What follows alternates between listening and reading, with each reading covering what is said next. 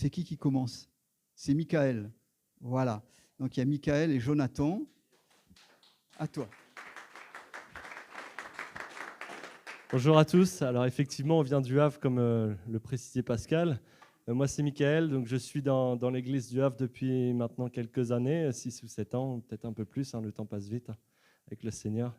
Et je peux témoigner vraiment de l'accueil que vous nous avez fait. C'est vraiment une joie d'être ici ce matin et je peux témoigner de ce pasteur et sa femme et Marina aussi qui nous ont vraiment accueillis les bras ouverts. On a même été logés de façon la plus royale possible. Enfin vraiment, on est les témoins que cette église est vraiment la marque de Dieu. Le royaume de Dieu est empreint ici parce que je peux voir l'accueil qu'on a reçu. Je peux témoigner de cet accueil que nous avons reçu. Vous êtes vraiment une église bénie ce matin pour ces serviteurs qui sont là avec vous. Donc, soyez richement bénis ce matin. Je vous souhaite de profiter de ce que Pascal aura préparé et soyez bien tous bénis. Bonjour à tous, ça va bien? Ouais, cool. Moi, c'est Jonathan. Je suis marié à Sarah. On a 3 enfants. Ils ont 6 ans, 4 ans et 1 an. Donc, on ne dort pas beaucoup. Et du coup, j'ai pu dormir un peu ce week-end. Et merci pour ça. Petite pensée pour ma femme, au Havre. En tout cas, je me réjouis beaucoup d'être ici à Dole. On a visité un petit peu hier. C'était sympa. Vraiment, c'est une jolie ville. La moisson est grande. On voyait hier, il y avait des familles, il y avait du monde en terrasse. Et la moisson est grande. Et il faut que les ouvriers aillent dans la moisson. Amen. Et votre moisson, là, c'est Dole. Amen. Je veux vraiment vous encourager à vivre pleinement ce fait d'aller, de faire de toute nation des disciples, et les toutes nations que je vois ici, et ça commence par Dole. Ça commence ici. Et tellement de fois, on a envie de partir et d'aller loin, et parce qu'on se dit que c'est mieux ailleurs, mais le Seigneur, là où il nous plante, c'est que c'est le meilleur ici. Et là où on est, eh bien, c'est ici qu'on doit agir. C'est là qu'on doit parler, qu'on doit annoncer. Amen. Ça commence par nos familles, nos collègues de travail, et puis ça va dans la ville, quoi. Amen.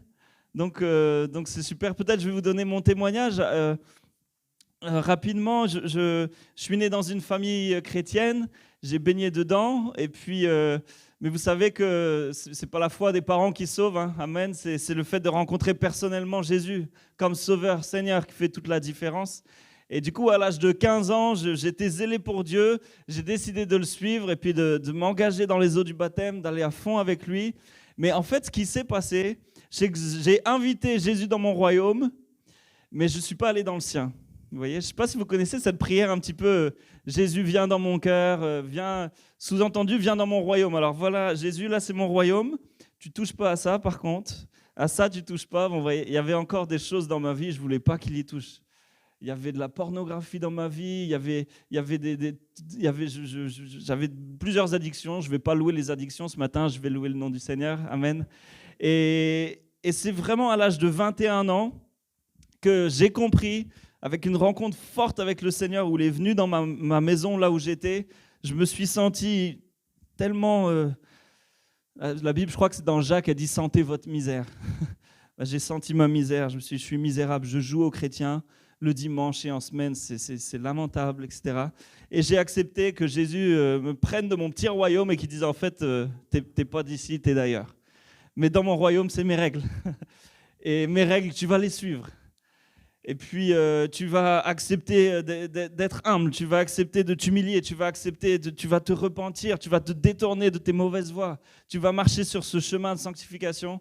Et j'ai accepté ça à partir de mes 21 ans. Ce n'est pas tous les jours facile, je ne sais pas pour vous. Ce n'est pas tous les jours facile, mais c'est un chemin glorieux. Et moi, je suis dans la joie. Je suis dans la joie d'avoir choisi de suivre Christ pleinement, complètement. Donc voilà, j'arrête là. Je vais lâcher le micro parce que je pourrais durer longtemps. Et que le Seigneur vous bénisse. Et voilà, et bon dimanche et bon culte. Amen. Voilà, vous l'avez compris, Jonathan, il est pasteur en formation. Et Michael aussi, il est engagé dans l'église là où ils sont, donc au Havre. Il y a un PowerPoint qui devrait s'afficher. Je vois une télécommande, donc ça doit marcher. Je ne sais pas si vous allez voir grand-chose.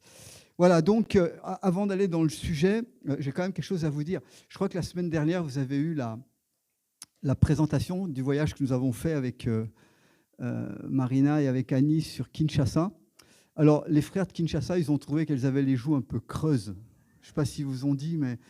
Donc, ils m'ont chargé vraiment d'un message très, très, très profond, c'est qu'il faut leur faire prendre des joues. À vous de jouer. OK ? Voilà. Donc, sinon, on a passé des temps vraiment super sur le Congo, 2 semaines. Et on est toujours enrichi. J'approuve tout à fait ce que disait Jonathan sur le fait qu'on est des témoins là où nous sommes. Et c'est là que notre service pour le Seigneur est actif, d'abord ici. Puis de temps en temps, il nous permet de faire une excursion un peu plus loin. Certains, ils les envoient carrément, longtemps, loin. Et puis un jour, ils reviennent. Mais dans tout ça, ce qui est vraiment important, c'est de saisir la volonté de Dieu. Et je suis content que tu aies donné un peu ton témoignage de conversion. Je sais pas, je connais pas grand monde ce matin ici. Je ne sais pas où vous en êtes. Peut-être il y a des gens qui sont nouveaux. Peut-être il y a des gens qui cherchent Dieu. Et j'aimerais vous dire, c'est tellement important. Dieu est réel. Dieu est concret. Ce n'est pas simplement un Dieu qui est lointain, un Dieu qui est dans un livre ou dans une religion, mais ce livre, il est important parce que c'est un livre d'une parole vivante et qui nous transforme. Et je voudrais ce matin qu'on parle, j'ai intitulé mon message, voilà, Apocalypse, c'est le mouvement de prière dans les temps de la fin. Je dois le dire, les temps qu'on vit depuis 2 ans, je ne vous apprends rien, sont extrêmement particuliers, mais c'est comme si on est entré dans une autre époque. On est en train de transiter vers une autre époque. Et puis, je n'ai pas besoin de vous faire un catalogue des actualités. On est conscient que les choses s'accélèrent. En tout cas, moi, je suis stupéfait de voir comment les choses vont très vite. Très, très vite. Qu'on soit capable, en un claquement d'œil, de mettre 4 milliards de personnes sur la planète en confinement en même temps, il faut faire fort. Ça, on ne pouvait pas le faire il y a 15 ans. On ne pouvait pas le faire même il y a 10 ans. Tout ça, c'est l'accélération de tout ce qui se passe dans notre société, du numérique, des choses. Et bref, on a eu 2 ans de Covid. Plaise à Dieu que ça aille mieux et que ça s'estompe. Vous voyez que derrière, il y a d'autres événements qui sont là. Et réellement, ça fait 41 ans que je suis au Seigneur. J'ai lu l'Apocalypse plein de fois. Mais il s'éclaire d'une façon nouvelle depuis 2 ans, depuis qu'on vit la période Covid. Et j'aimerais vous donner quelques points là-dessus ce matin pour que nous soyons conscients de la correspondance qu'il existe dans le temps actuel entre le spirituel et le réel, entre le physique et le céleste. La Bible nous montre sans cesse que les événements de la terre sont aussi conditionnés et reliés à ce qui se passe dans le monde invisible. Et j'aime bien dire que s'il y a un livre de la Bible qui nous montre cette correspondance entre l'un et l'autre, c'est vraiment l'Apocalypse. Alors pour beaucoup, l'Apocalypse est un livre mystique, mystérieux.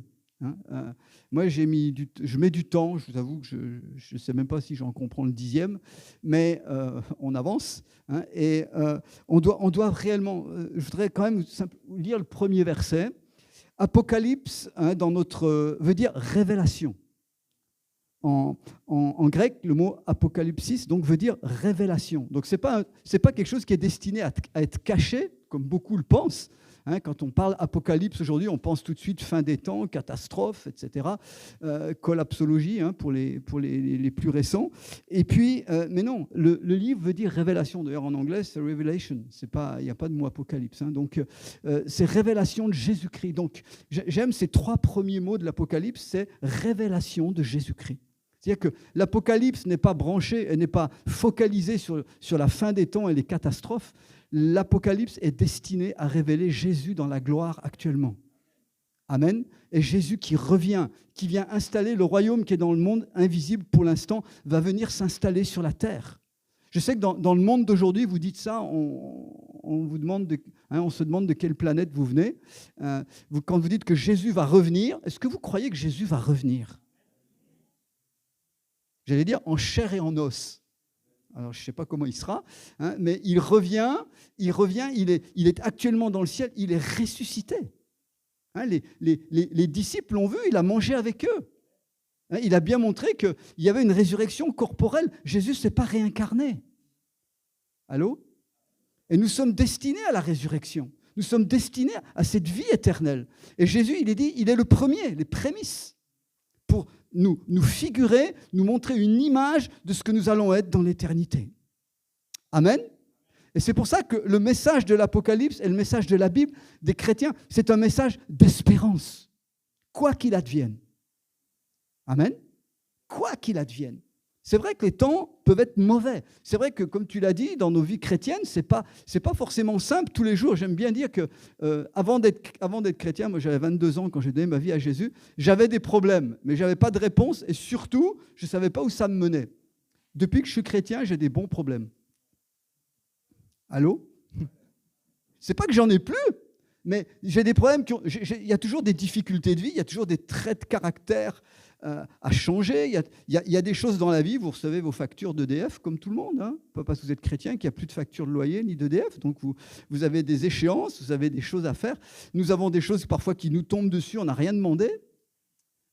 Il faut faire face. Donc en tant qu'enfant de Dieu, on est confronté aux mêmes choses que tout le monde, mais tout ça, avec le Seigneur, ça a un sens. Il y a un fil conducteur à notre vie. Amen. Et le but, ce n'est pas simplement de finir notre vie le mieux possible. Le but, c'est l'éternité. Le but, c'est d'accomplir le mieux possible notre parcours maintenant, parce que le parcours maintenant sur les 70, 80, plaise à Dieu que vous ayez 100 ans ou plus, mais c'est ce parcours que nous avons sur la terre détermine ce que nous allons être dans l'éternité. Amen. Nous avons une âme vivante qui est destinée à l'éternité. Elle ne périra jamais. Notre corps peut aller demain dans la terre ou être brûlé ou ce que vous voulez, ou être noyé, hein, mais il est destiné à la résurrection et notre âme est vivante pour l'éternité. Bien-aimés, où est notre focus ? Et c'est pour ça que c'est important de regarder vraiment ce que dit Dieu. Il dit ici, le premier verset de l'Apocalypse nous dit « Révélation de Jésus-Christ hein, que Dieu lui a donné ». Donc, que Dieu a donné pour montrer à ses serviteurs les choses qui doivent arriver bientôt et qu'il a fait connaître par l'envoi de son ange à son serviteur Jean. Vous voyez, j'ai souligné deux choses ici. Pour des chrétiens et pour des églises de la fin du 1er siècle. Je n'ai pas le temps d'aller dans le détail. Hein, donc, ce livre est écrit à peu près 60 ans, presque 70 ans après la résurrection de Jésus. On est déjà à plusieurs générations après les premiers disciples, après le temps de la Pentecôte. Jean, l'apôtre Jean, hein, celui qui était avec Jésus parmi les 12, est le dernier des apôtres survivants. Tous avant sont morts.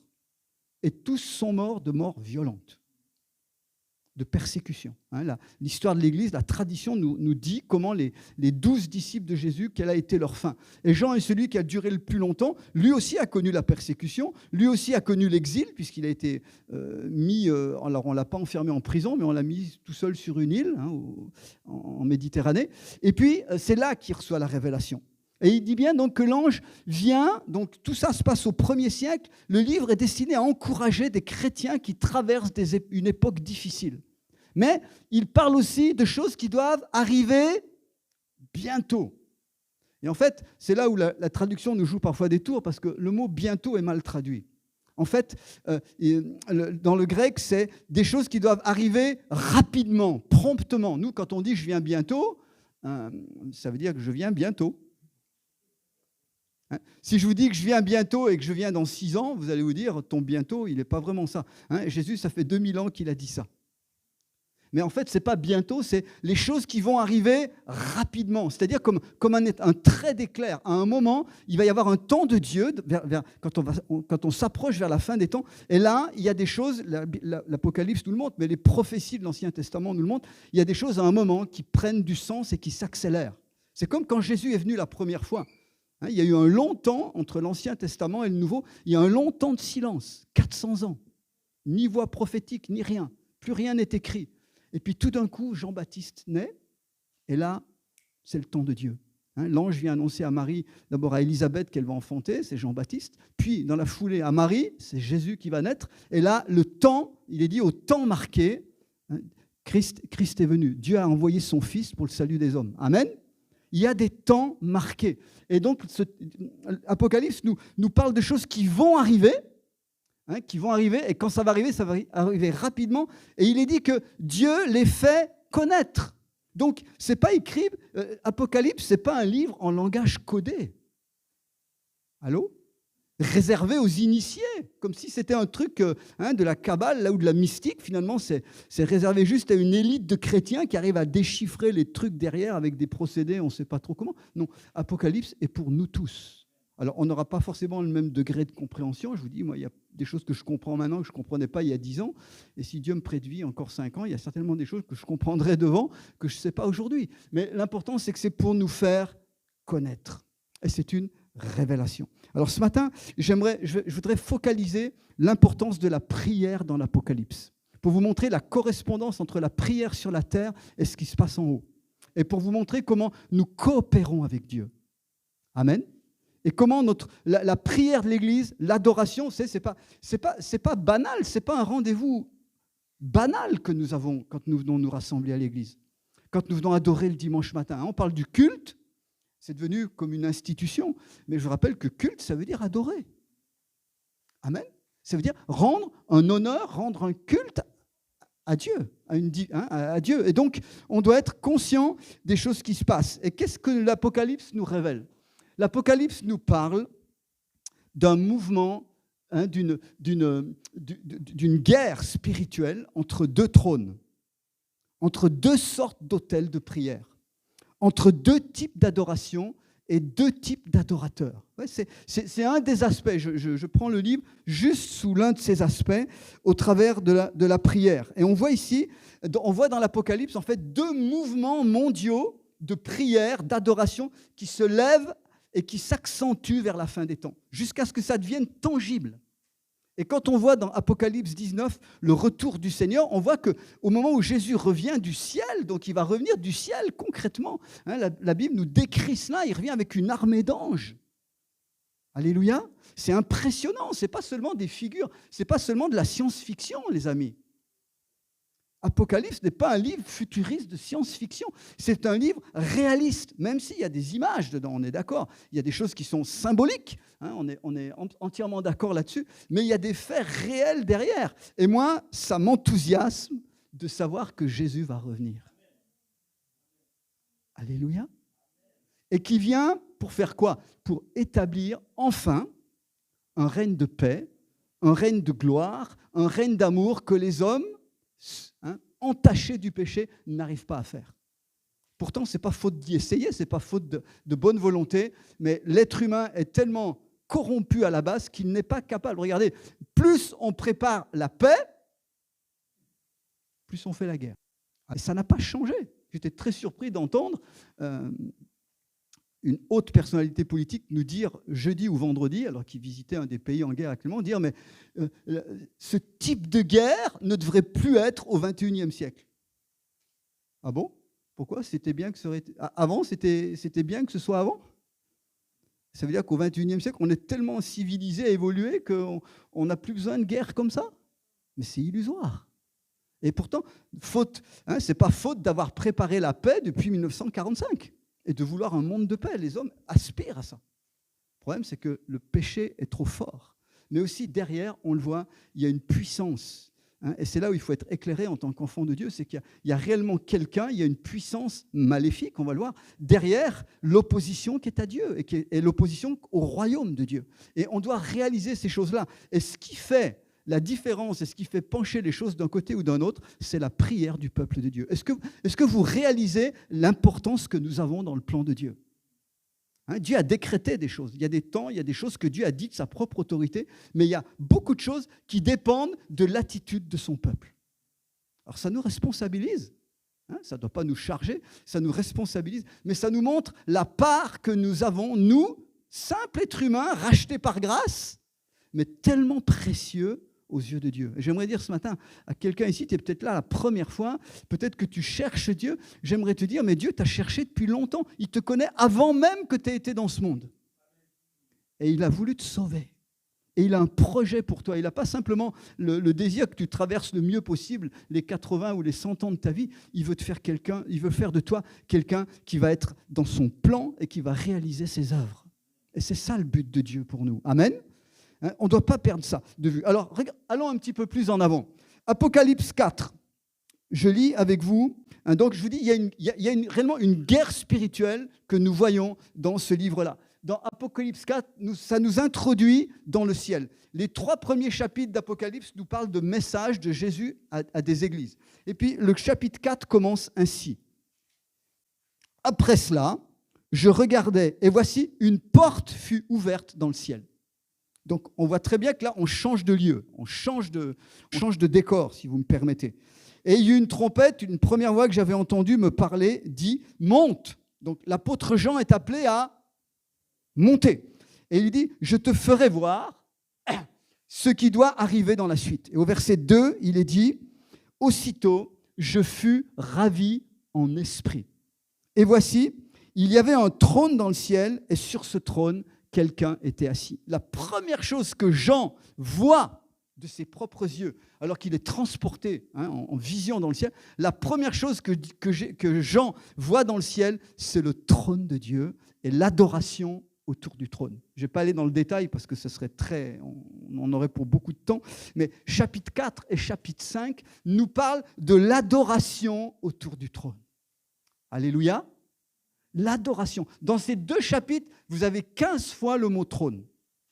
Le trône de Dieu. Il est dit aussi que c'est le trône de l'agneau, c'est-à-dire le trône de Jésus, le trône de Jésus glorifié, ressuscité, glorifié. Le trône est partagé par le Père et par le Fils. Donc ça nous donne une image très claire de ce qui se passe là-haut, de type de relation qu'il y a entre le Père, le Fils et le Saint-Esprit. Et on voit donc que dans le ciel, la première chose qui est marquante dans l'éternité, mes amis, la première chose que nous allons faire, c'est adorer. D'où l'importance d'apprendre à adorer maintenant. Amen. Et je vais en parler un petit peu plus longuement tout à l'heure. Vous montrer, je dis souvent, si nous voulons apprendre à prier et avoir des modèles de prière dans la Bible, le meilleur livre de la prière sur la terre, c'est les psaumes. Alors, il y a beaucoup de prières dans toute la Bible, mais il y a un livre qui est particulièrement axé sur la prière de l'homme dans toutes les facettes de notre vie. On voit, les psaumes ont été écrits entre autres par David, mais aussi par d'autres. On voit David dans des moments de détresse qui ouvre son cœur. Il exprime même sa colère parfois contre ses incompréhensions, tout ce qui se passe autour de lui, les ennemis qui le chargent. Il confesse son péché, parce qu'il a péché à un moment. On voit des psaumes de confession, on voit des psaumes de repentance, on voit des psaumes où le cœur, avec parfois toute la saleté qu'il peut y avoir, s'épanche. Et puis on voit des psaumes de louange, d'adoration magnifiques sur la nature, sur la création, etc. Ça, c'est la louange et l'adoration selon les hommes. Mais maintenant, si vous voulez voir l'adoration vue du ciel, c'est dans l'Apocalypse qu'il faut aller voir. Vous avez des cantiques remarquables. D'ailleurs, beaucoup de nos chants reprennent ces cantiques-là. Parce qu'ils sont absolument centrés, focalisés sur une seule chose, la gloire du Père et du Fils. Le règne qui vient, qui est déjà là-haut, mais qui vient sur la terre. Regardez, je suis dans le chapitre 4, il est dit... il y a une description, je ne m'attarde pas là-dessus. Jean voit des êtres vivants, donc des anges, des créatures célestes. Il voit aussi des anciens, 24 anciens. 24, c'est 2 fois 12. Donc 12, c'était le chiffre des anciens des tribus d'Israël. 12 apôtres. Donc on peut y voir derrière les chrétiens rachetés, donc de l'ancienne et de la nouvelle alliance qui sont là ensemble. Et il est dit que les 4 êtres vivants, à un moment, disent, au verset 8, ils disent, ils sont tout autour et ils ne cessent de dire jour et nuit, Saint, Saint, Saint est le Seigneur Dieu, le Tout-Puissant, qui était, qui est et qui vient. Jour et nuit, 24 heures sur 24, l'adoration qui monte autour du trône de Dieu. Et il est dit, quand les êtres vivants rendent gloire, honneur, action de grâce à celui qui est assis sur le trône, alors les 24 anciens se prosternent et devant celui qui est assis sur le trône. Et ils l'adorent, celui qui vit au siècle des siècles. Et ils jettent leur couronne devant le trône. Alléluia. Oui, cette image-là, je ne sais pas si vous avez vu ça en film, parce que je sais que ça existe en film, mais on voit une adoration puissante, à la fois des anges, des êtres célestes, à la fois des croyants rachetés, qui expriment par leur langue, par leur bouche, par leur adoration, donc toute l'expression. Ils disent « Tu es digne, Seigneur, notre Dieu, de recevoir la gloire, l'honneur, la puissance, car tu as créé toutes choses, c'est par ta volonté qu'elles existent et qu'elles ont été créées. » Une adoration extrêmement puissante dans le ciel. Amen. qui est le résultat donc de la présence et de la gloire de Dieu. C'est même pas descriptible. Jean essaye de décrire avec des mots humains des choses qui nous dépassent. Mais l'Apocalypse nous montre un autre type d'adoration. Chapitre 13. Il est dit que toute la terre était dans l'admiration derrière la bête, qu'il appelle ailleurs Antichrist. Et ils adorèrent le dragon parce qu'il avait donné l'autorité à la bête. Ils adorèrent la bête en disant « Qui est semblable à la bête et qui peut combattre contre elle ?» Pour être très court, parce que je ne veux pas m'attarder là-dessus, mais on voit dans le livre de l'Apocalypse, autant on voit l'adoration de Dieu, autant on voit les croyants réunis déjà là-haut, avec le cortège des êtres célestes en train d'adorer Dieu, autant on voit un autre type d'adoration qui est là sur la terre. Il est parlé donc d'une bête, ou que Jean lui-même appelle plus loin l'Antichrist, un chef des nations qui va s'élever avec derrière lui toutes les nations. Et quand vous voyez Jésus qui revient dans Apocalypse 19, il est dit que toutes les nations sont derrière cet Antichrist avec leurs armées. Ça veut dire que les temps qui viennent ne seront pas un temps où la terre va être derrière Dieu. Oui, il y aura des chrétiens, l'évangile va encore progresser parce que la moisson est prête, mais l'ivraie aussi est prête. Et on va assister dans les temps qui viennent de plus en plus à la moisson, à la maturité de l'ivraie, donc du mauvais grain, et la maturité du blé. Ça veut dire que les œuvres de Dieu vont être très puissantes, glorieuses, avec des miracles, avec des conversions, avec des manifestations de la puissance de Dieu, mais ne soyons pas étonnés qu'en même temps, les ténèbres vont imiter la même chose. Et il faudra beaucoup de discernement. Amen. C'est réel, c'est ce que nous allons montrer. Et donc, il est dit que derrière la bête, il y a le dragon. Et lui, on sait qui c'est. La Bible nous dit dès le départ qui il est. Satan, le diable, celui que Jésus a vaincu une fois pour toutes à la croix. Il est vaincu, mais il a encore du pouvoir. Tant que Jésus n'est pas revenu, il a encore une illusion de pouvoir. Et les nations vont le suivre. Allô ? C'est la réalité.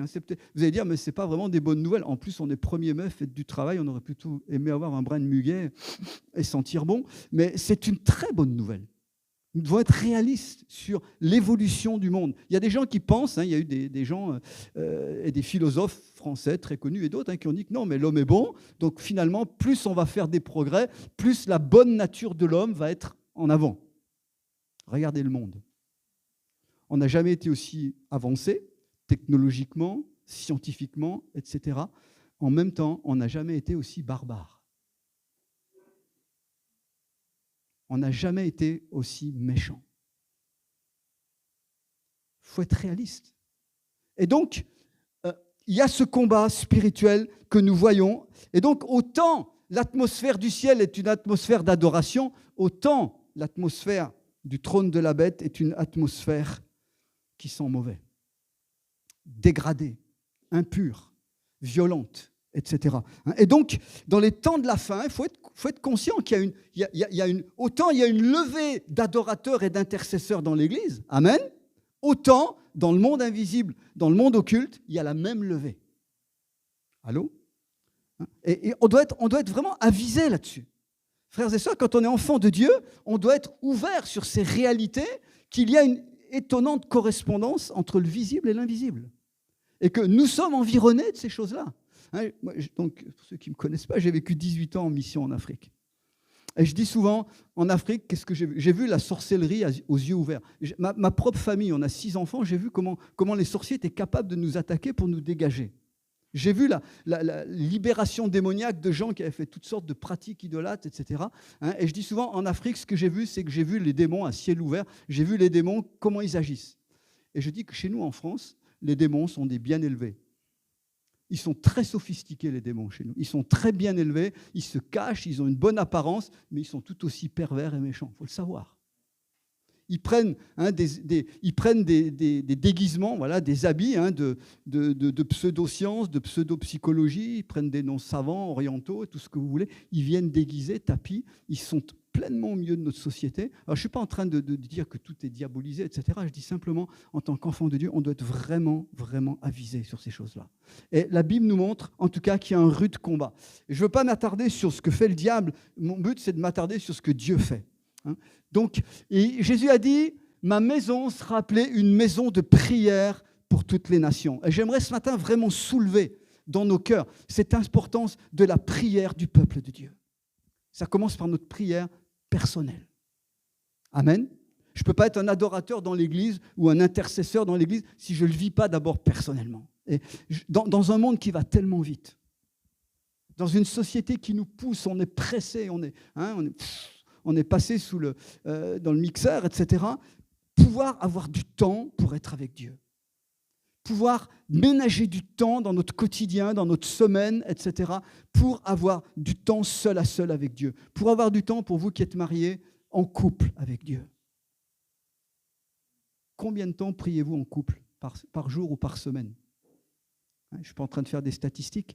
Combien de temps priez-vous avec vos enfants ? Vous qui avez des enfants qui soient tout jeunes ou qui soient déjà plus grands, etc. Mais c'est des bases vitales. Amen. Et on a aujourd'hui, grâce à Dieu, on a des livres, plein de choses qui nous, si on ne sait pas faire, on a plein de choses qui nous expliquent comment faire ça. Je sais qu'avec ma femme, en tout cas on est mariés, ça va faire 39 ans, mais on a toujours mis ça en priorité. Alors c'est sûr quand on a des petits-enfants, etc., c'est très difficile d'avoir du temps pour prier en couple. Alors quand on prie, on s'endort au bout de 3 minutes. Okay, mais il vaut mieux 3 minutes et s'endormir que rien. C'est mieux que rien. Amen. Dieu voit au cœur. Il sait qu'on peut pas, il sait ce qu'on peut faire, il sait ce qu'on ne peut pas faire. Mais c'est tellement important de remettre cet autel de prière dans nos maisons. C'est là que ça commence. La force, quelqu'un a dit, la force de la vie d'une communauté, c'est la force des familles. Et réellement, je vous invite dans ce sens-là, à ce que nos maisons, à ce que vos couples, à ce que vos maisons, vos enfants, si vous avez des enfants, etc., si vous êtes célibataire, à plusieurs. Puis aujourd'hui, en plus, on n'a même plus besoin de se déplacer. Avec WhatsApp ou avec Zoom, on peut prier tous les jours. On peut prier, je ne parle pas entre mari et femme. Si vous priez entre mari et femme sur WhatsApp, il y a un problème. On peut prier en live, là, il n'y a pas de problème. Mais parfois avec des frères et sœurs éloignés ou en groupe, etc., je sais que ça se fait. On a tellement maintenant de possibilités, même si on est coincé par le moyen de déplacement. On peut le faire. Et la santé d'une église se vit, entre autres, je ne dis pas que c'est le seul critère, mais la santé d'une église se mesure au niveau de la prière, au niveau de la façon dont nous vivons ces choses-là. Et la parole de Dieu nous montre ici, dans ce livre, donc, que nous sommes réellement, on doit considérer comment nous sommes dans cette situation où Dieu veut faire de sa maison une maison de prière, une maison d'adoration, une maison d'intercession. Ce qu'on va voir et je vais revenir rapidement sur l'Apocalypse, on voit que l'adoration et les diverses formes de la prière que nous avons parfois séparées se retrouvent ensemble. Dans Apocalypse 5, verset 8, Jean dit ceci. Je lis, donc, quand il eut reçu le livre, c'est le verset 8, les 4 êtres vivants et les 24 anciens se prosternèrent devant l'agneau, tenant chacun une harpe, des coupes d'or remplies de parfums, qui sont les prières des saints. Et ils chantaient un cantique nouveau et ils disaient « Tu es digne de recevoir le livre et d'en ouvrir les sceaux, car tu as été immolé et tu as racheté pour Dieu par ton sang des hommes de toute tribu, de toute langue, de toute nation et de tout peuple. » Amen. Qu'est-ce que je vois ici ? Il est dit ici, les 4 êtres vivants, donc, ce sont des anges. Ils sont là devant, il y a une espèce d'autel, ils sont devant Dieu, là, devant le trône de Dieu. Il est dit, ils se prosternèrent devant l'agneau. Et ils avaient chacun une harpe, des coupes et des parfums, avec des parfums. Qu'est-ce que ça représente ? Les harpes représentent, la harpe c'est un instrument de musique, on est d'accord ? Donc, si vous voulez savoir à quoi ça ressemble, vous lisez Astérix, Assurance Touriste, là il a une lyre, c'est à peu près ça que ça à l'époque. Voilà, si vous ne savez pas ce que c'est. Bon, c'est pas dans la Bible, ok ? Mais les harpes sont des instruments de musique, ça nous parle de l'adoration avec la musique. Avec la louange, avec la musique et les chants, la louange et l'adoration. Les coupes représentent l'intercession. Une coupe, vous voyez à quoi ça ressemble. Donc, il est dit ici qu'ils avaient des coupes remplies de parfums qui représentent toutes les formes de prière des saints. Vous avez remarqué, les anges sont là devant le trône de Dieu et ils recueillent. Donc, ils sont dans le ciel et ils recueillent les prières qui viennent de la terre. Et les prières de la terre et les prières du ciel s'offrent ensemble devant le trône de Dieu. Est-ce que vous saisissez cette image extrêmement puissante de l'accord qu'il y a entre le ciel et la terre? Amen. Bien-aimés, nos prières ne sont pas simplement destinées là à parler à un Dieu lointain. Nos prières sont recueillies et gardées dans le ciel jusqu'à ce que les coupes soient remplies. Et quand vous lisez, je n'ai pas le temps d'aller dans le détail, mais vous lisez dans la suite de ces versets que quand les coupes sont remplies et qu'elles débordent, à ce moment-là, il se passe des choses. C'est-à-dire que quand il y a un certain seuil de prière qui est atteint sur la terre, joint à celle du ciel, Dieu déclenche des choses. Amen. Incroyable, la puissance que nous avons. Et je vous rappelle que Jésus a dit, quand Pierre a dit, tu es Jésus, tu es le Messie, tu es donc l'envoyé de Dieu, le Fils du Dieu vivant. Jésus a dit que sur cette parole, je bâtirai mon Église, le séjour des morts ne prévaudra point contre elle. Amen. L'Église sur la terre est la seule puissance contre qui les ténèbres ne peuvent rien. Contre laquelle les ténèbres ne peuvent pas prévaloir. Est-ce que nous réalisons, bien-aimés? C'est pour ça que je me permets de le dire. On va le voir. L'un des secrets, c'est la prière, donc personnelle, mais c'est la prière unie de l'Église. Ça vous explique pourquoi l'ennemi se plaît tellement à nous diviser. Parce qu'il sait que le jour où il nous sépare, où il nous divise, où simplement il nous écarte les uns des autres, la puissance de notre prière est anéantie. La puissance de la communion est endommagée. Vous réalisez ça? Donc, on doit être extrêmement vigilant. Et j'ose le dire, l'unité dans l'Église, c'est réellement un combat contre les puissances des ténèbres. Le diable est un diviseur. Dans le jardin, souvenez-vous, il a commencé par diviser Adam et Ève. Quand le Seigneur est venu, mais Adam, pourquoi tu as péché? Ah, mais c'est pas moi. Non, Seigneur, c'est pas moi, c'est toi qui m'as donné cette femme-là. Et division dans le couple. Il commence par ça.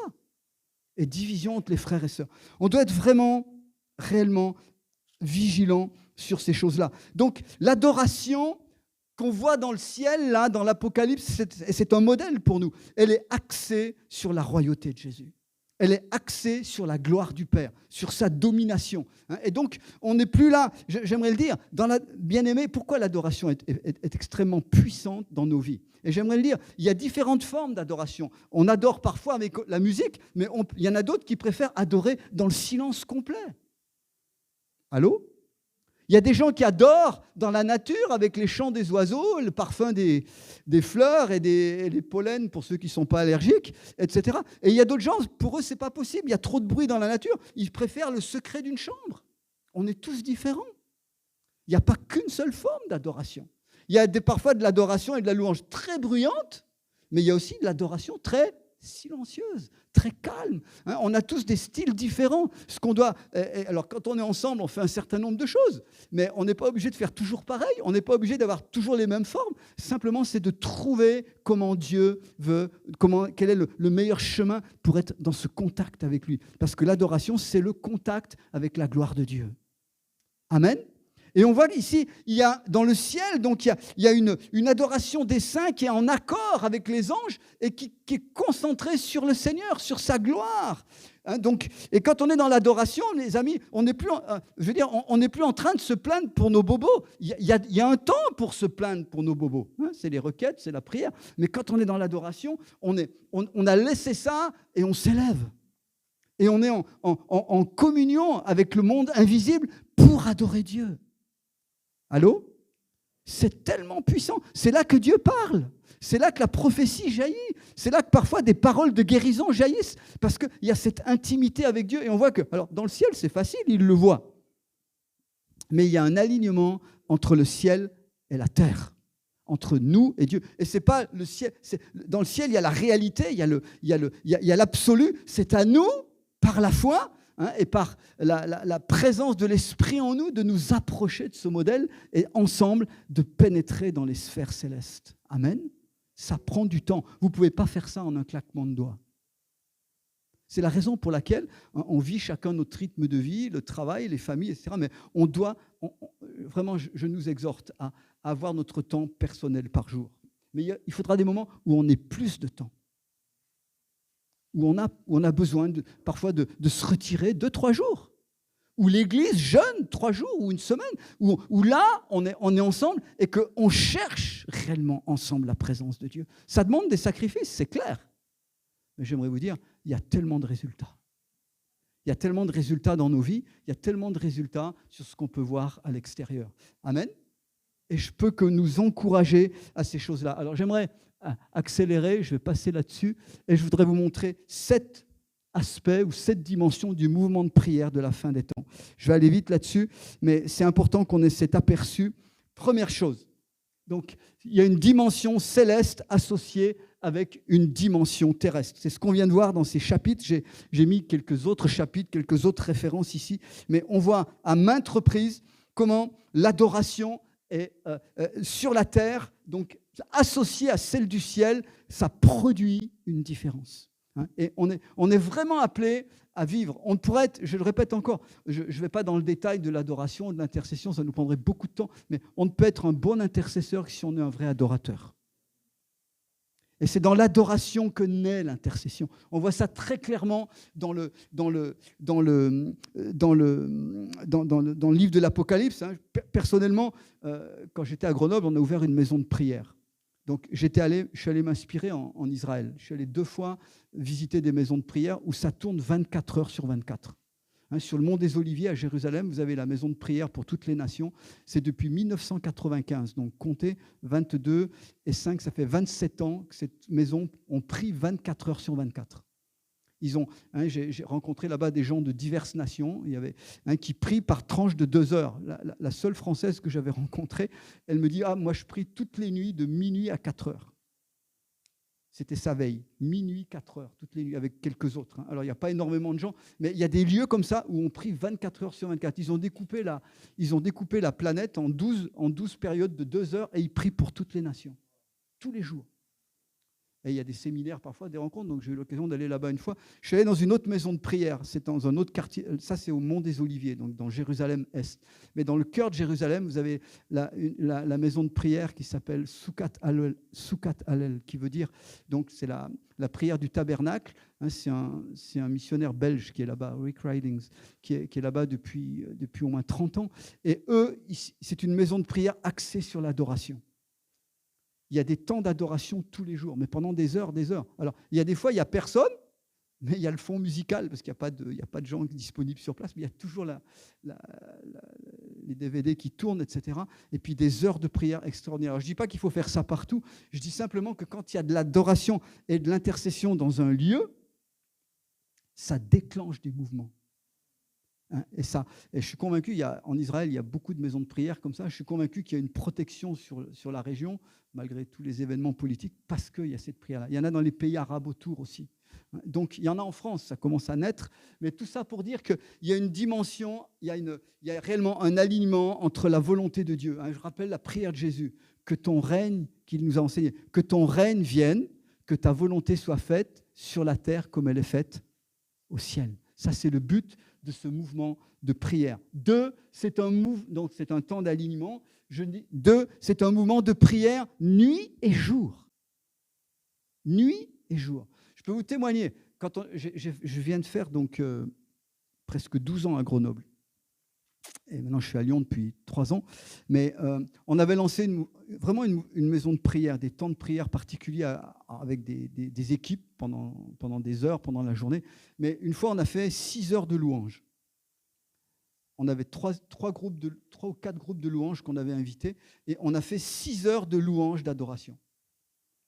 Et au milieu, on avait 1 heure d'intercession pour la ville de Grenoble. C'était en 2014 ou 2015, un truc comme ça. Mais ce que je peux vous dire, c'est que quand on passe des temps comme ça, quand on passe parfois des nuits de prière, alors je sais qu'en France, on est un peu réfractaire à ça, c'est difficile. Je sais que les frères africains, ils sont rodés à fond là-dessus. Mais quand on passe des nuits de prière, ou quand on passe ne serait-ce qu'en journée des longues périodes, j'ai remarqué une chose, c'est que quand on arrive au bout de 4-5 heures, il y a une libération prophétique incroyable. Il y a une libération de l'Esprit de Dieu, d'action, de guérison parfois. Alors pourquoi ça vient à la 4e ou la 5e et pas à la première? Je suis incapable de vous dire.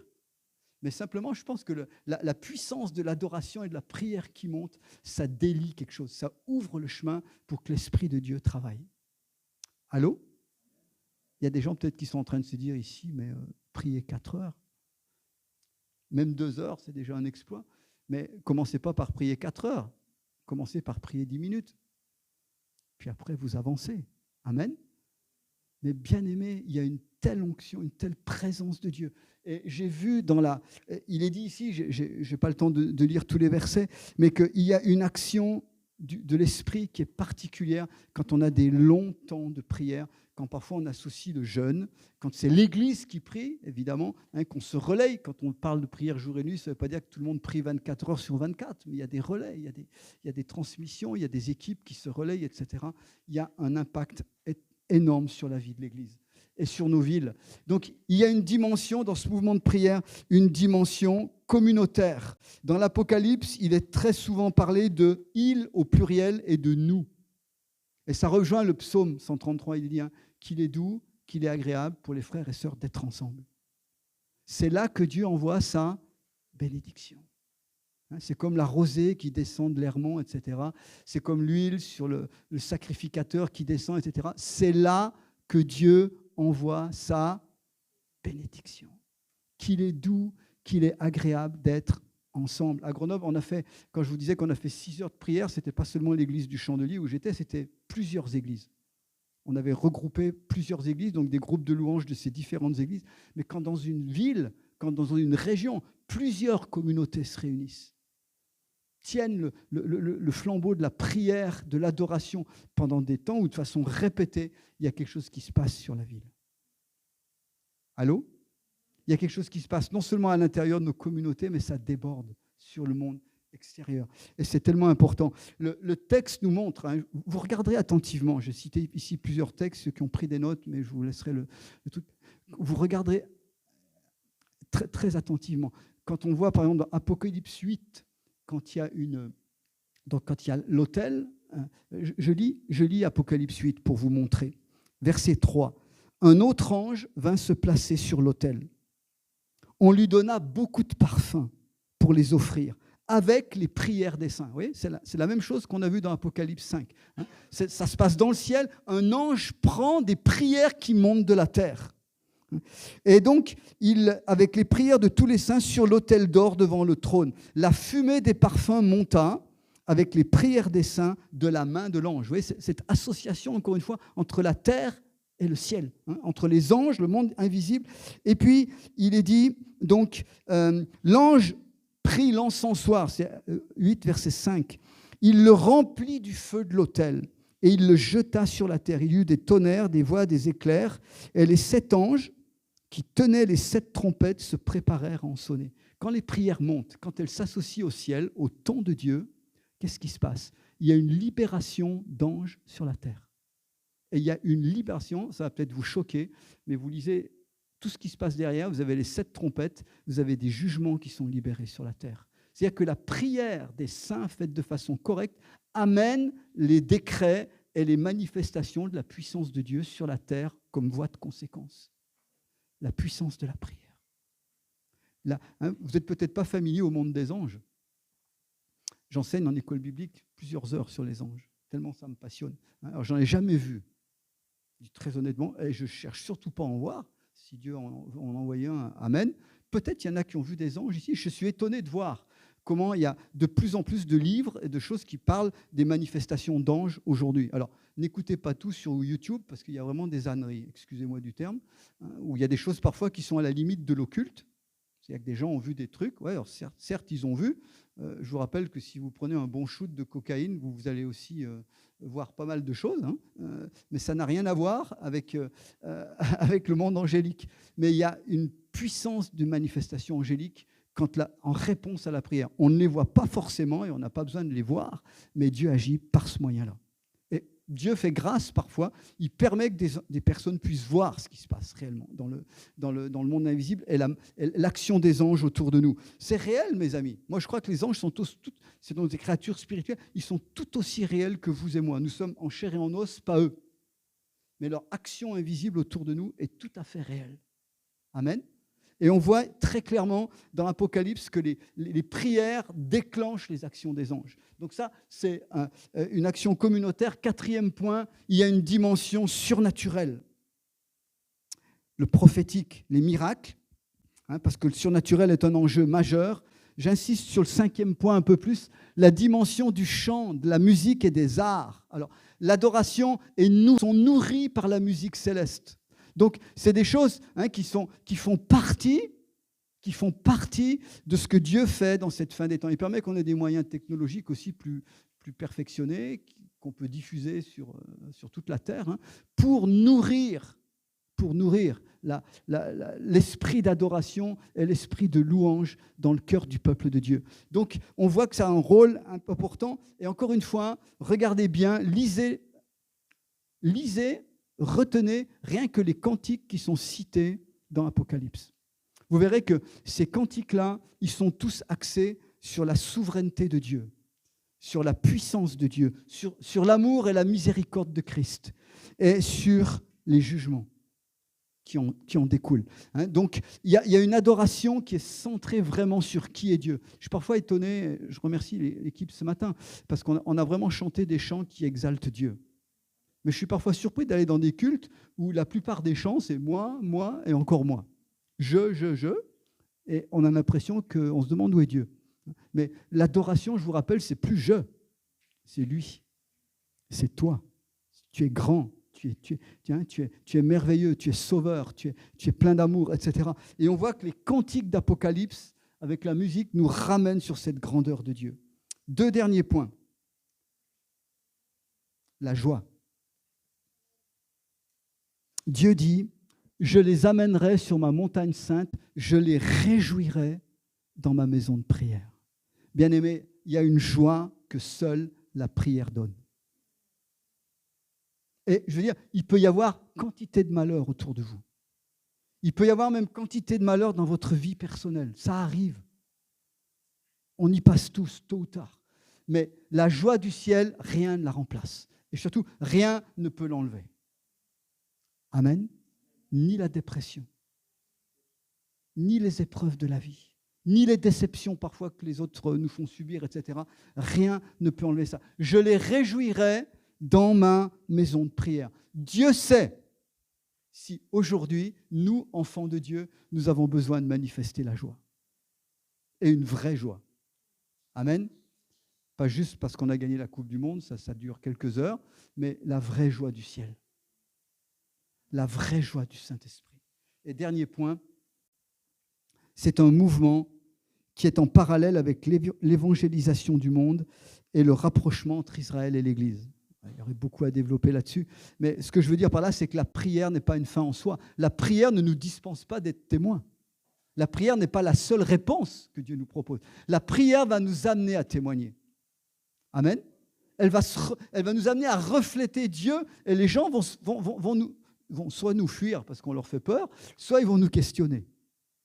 Soit ils vont nous mépriser, soit ils vont nous aimer. Ça marque. Mais le mouvement de prière va vers une évangélisation des nations. Il est dit, c'est le verset de Ésaïe 56:8, il est dit, je les amènerai sur ma montagne sainte, ils se réjouiront dans ma maison, et ils offriront leurs sacrifices, leurs holocaustes qui seront agréés sur mon autel. Ma maison sera appelée une maison de prière pour tous les peuples. Le Seigneur l'Éternel parle, lui qui rassemble les exilés d'Israël, je réunirai d'autres peuples à lui et aux siens déjà rassemblés. Le mouvement de prière de la fin des temps qui précède le retour du Seigneur accompagne l'évangélisation des nations et d'Israël.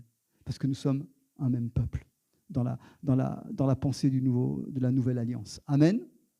Bien-aimés, vous allez me dire, on a la grosse tête.